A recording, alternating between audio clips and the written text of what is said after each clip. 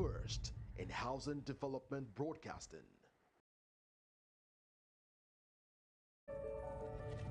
Housing TV Africa, your first in housing development broadcasting.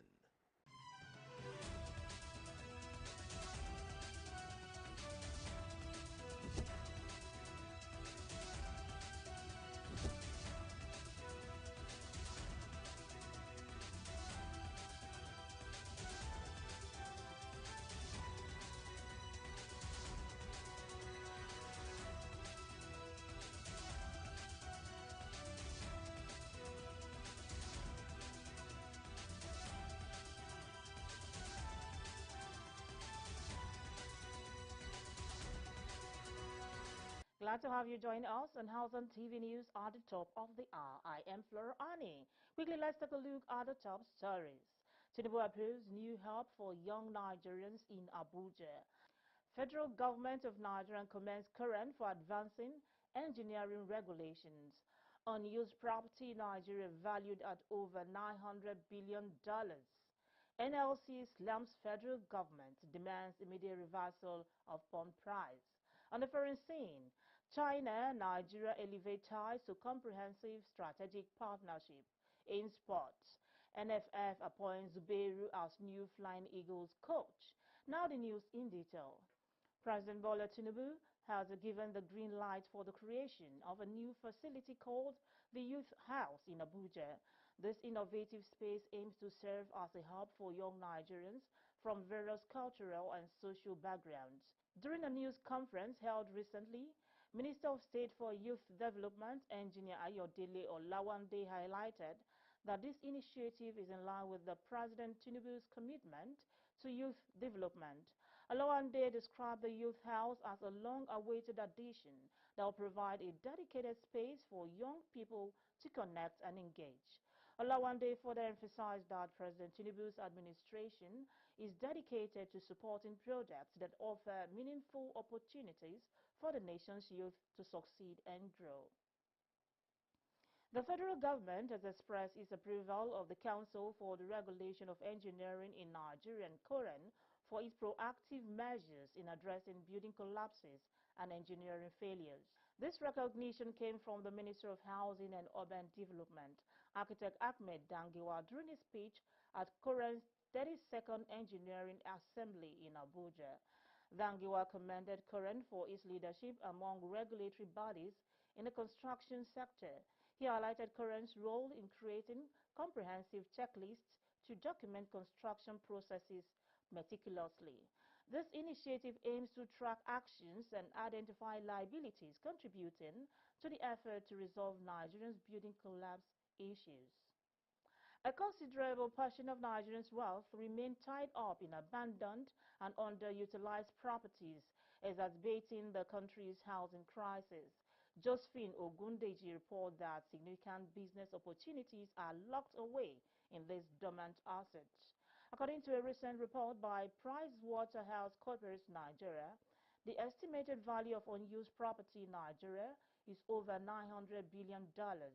The report, titled Nigerian Economic Outlook, 7 Trends That Will Shape the Nigerian Economy in 2024, highlights that this substantial value is tied up in both residential real estate and agricultural land. Additionally, the report reveals that the federal government's abandoned properties alone are valued at approximately 230 billion naira. This underlines the scale of Nigeria's debt capital problem, where valuable assets remain unproductive amidst ongoing housing shortages.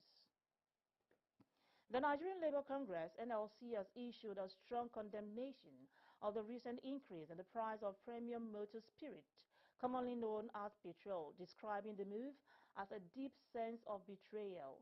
In a statement signed by its president, Joe Ajero, the NLC expressed disappointment that the federal government under President Bola Tinubu had gone back on its promise not to increase the pump price of petrol, despite the acceptance of 70,000 naira as a national minimum wage. The NLC recalled that one of the reasons for agreeing to the 70,000 naira minimum wage was the assurance that the petrol price would not be raised. However, barely a month after this agreement, and without the government even beginning to pay the new minimum wage, the price of petrol has been increased, leaving many Nigerians feeling betrayed. A prominent member of the People's Democratic Party, PDP, Chief Sonny Onwesoke, has urged that contracts for the maintenance and operation of the Warri and Kaduna refineries be awarded to oil and gas investors from the Niger Delta and northern regions. Onwesoke's recommendation comes in response to a recent public notice by the Nigerian National Petroleum Company Limited. The NNPCL has invited operations and maintenance companies to submit bids for the management of these refineries. The notice shared on the company's official X handle outlines the qualifications required for interested bidders and highlight the objective of enhancing reliability and energy security for Nigeria.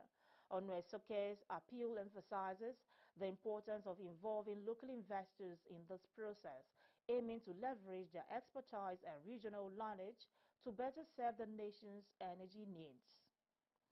Heavy rainfall has severed a third federal road in Yobe State, disrupting access between Damaturu and Gujba and Gulani local government areas.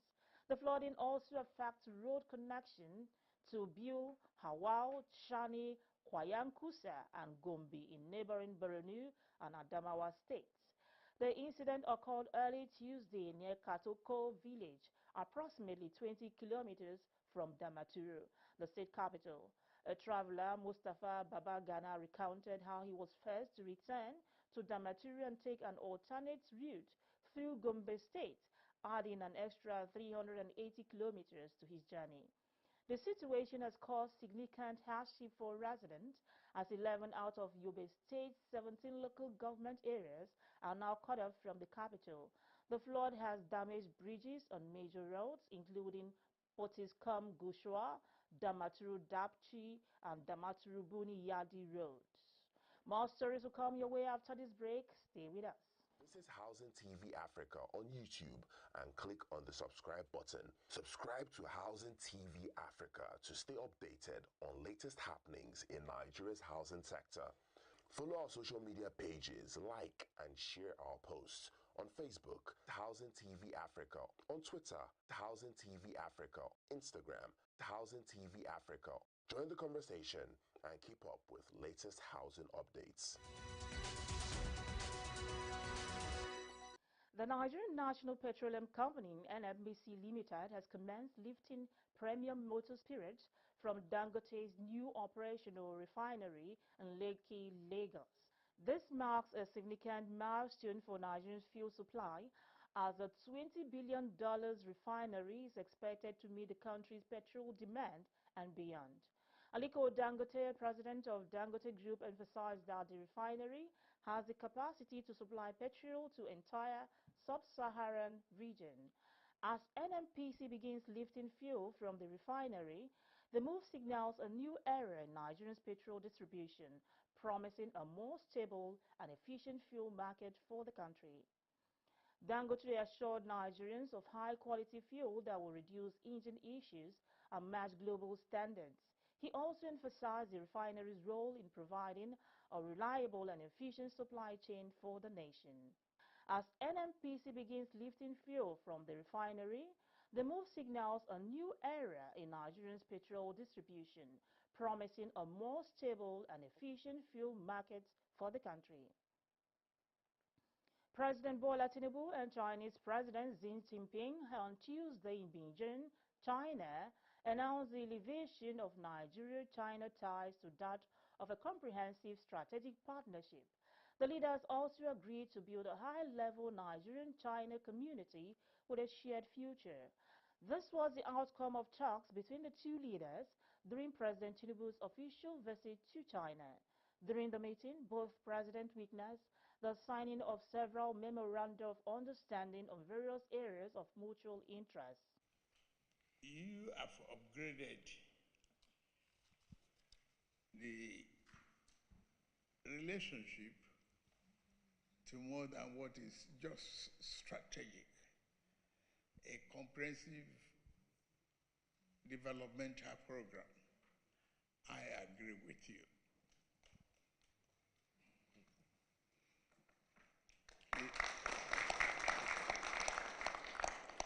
The strategic partnership should result in our regional development goals. Peace, stability, security in West Africa is very, very crucial. Nigeria remains committed to our economic development, forthright, non-aligned, and we are on the path to economic reforms that will engender growth. We believe that you have reformed the Chinese economy, and our program too is on that course. I am a reformer. We have recognized the need to reform our economic program, and we're doing so. In his remarks, President Xi noted the strong mutual understanding between Nigeria and China since the establishment of diplomatic ties over the past 50 years. According to the Chinese leader, the 2024 FOCAC summit provides an opportunity to reflect on mutual friendships and advance the consolidation of China-Africa relations. He pledged that China and Nigeria would continue to work closely within the FOCAC framework as a model of cooperation between the nations. President Tinubu's official visit preceded his participation in the 2024 summit of the Forum on China-Africa Cooperation, scheduled to hold from September 4 to 6, 2024. Nigeria has been downgraded from its United States Category 1 flight status following a 2-year lapse in direct flight operations between Nigerian Airlines and the U.S. As a result of this status change, Nigerian Airlines, including those planning to launch direct flights from Lagos, are now barred from flying directly to any U.S. city or airport. To regain Category 1 status, Nigeria will need to undergo a new audit and certification process by the U.S. FAA. Super Eagles interim manager Austin Eguavoen expressed confidence in Nigeria's ability to qualify for the 2025 Africa Cup of Nations in Morocco. Placed in Group D with Benin Republic, Rwanda, and Libya, Eguavoen is optimistic that the team will advance beyond the qualifiers. Speaking to NFF TV ahead of the qualifying match against Benin Republic in Uyo, Eguavoen emphasized the strength and potential of the Super Eagles. He highlighted the team's previous success in the AFCON tournament in Côte d'Ivoire and called for support from Nigerians to ensure a strong start to the campaign. Eguavoen also reminded the players of their achievement and urged them to maintain the same level of performance. He stressed the importance of respecting all opponents, noting that no team should be underestimated in the qualifiers. With key players arriving in Uyo for training, Eguavoen remains focused on preparing the team for the upcoming matches. The Super Eagles are yet to face Rwanda in Kigali following the match against Benin Republic, with the aim of securing early victories in the qualifying rounds. The Nigerian Football Federation has appointed Aliyu Zubairu as the new head coach of the Flying Eagles.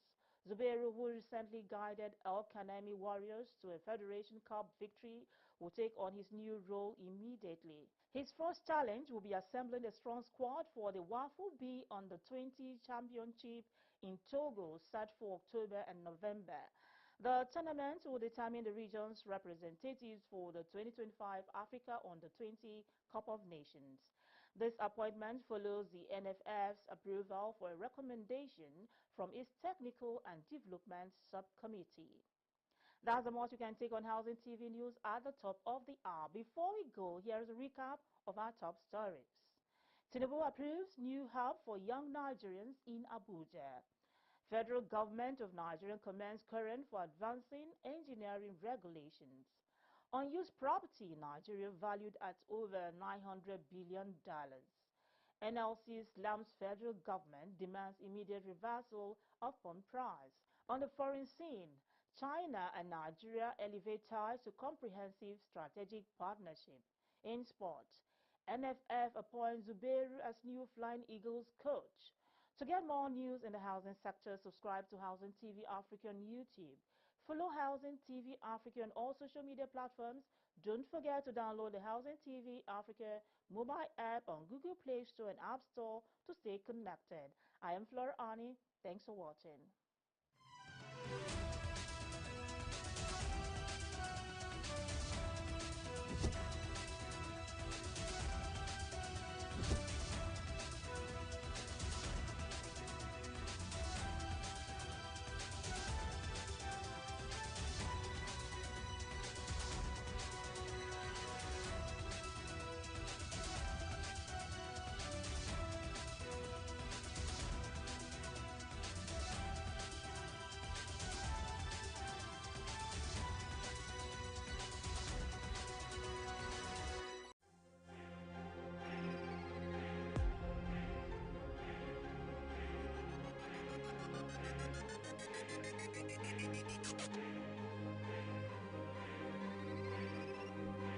Housing TV